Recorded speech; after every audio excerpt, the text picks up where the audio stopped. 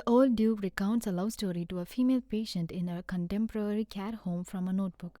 Noah Calhoun, a lumber mill worker, meets 17-year-old heiress Allison, that is Allie Hamilton, spending the summer with her parents at a fun fair in Seabrook Island, South California in 1940. He pursues her and they start dating. Soon, Noah and Allie delivered an incredible and compelling portrayal of a boy and a girl driving down a long road without thinking about the repercussions. They fell in love with each other. They spent every waking hour together. They became inseparable very quickly. One evening, Ali meets Noah's father, Frank Calhoun, and he likes her right away. But when Noah meets her parents, they don't like him. Noah takes Ali to the deserted Windsor plantation that evening and promises to acquire and renovate it. They begin their first kiss while sun is setting. Finn, a friend of Noah's, interrupts them and tells them that Ali's parents have called the police to seek her out. When Ali and Noah return to her parents' house with Noah, Ali's mother, Annie, immediately makes it obvious they are against the connection and forbids her from seeing Noah. Annie mentions Noah as trash, which makes him upset. Ali follows Noah as he leaves, and when they dispute, she snaps at him and immediately regrets it.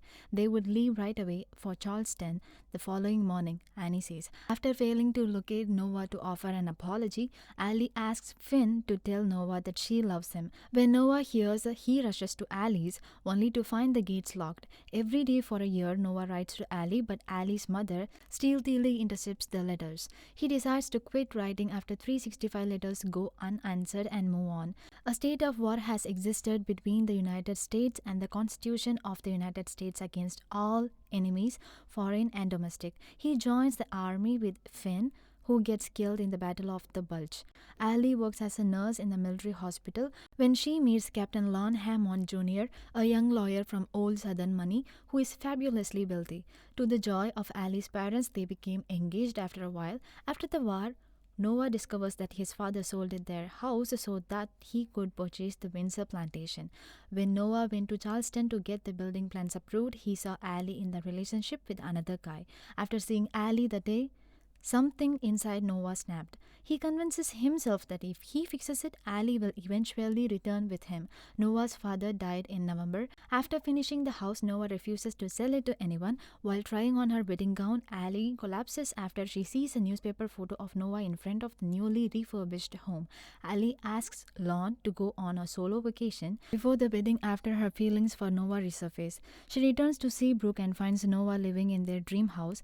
The reader passes the story here and goes on for his medical check. He suffers from heart disease and has had 2 small attacks in the last 18 months. The elderly guy responds that he is reading to Miss Hamilton to help her regain memory when the doctor asks why he is doing so. He mentions that Miss Hamilton plays the piano from memory. At present, the senior woman is identified as Ali, who is now suffering from dementia. The true identity of Noah is Duke. Their children and grandchildren arrive to see him and her, but Miss Ali Hamilton doesn't remember them or Mr. Noah Calhoun. When his children call him to come home with them, he is stubborn and refuses, saying, "I'm not leaving her, and your mother is my home now." In the story, Noah takes Ali to a romantic place the next day. They reunite and finish their romance. Ali learns about the 365 letters from Noah, and they both realize that Ali never received them because of her mother's deliberate secrecy.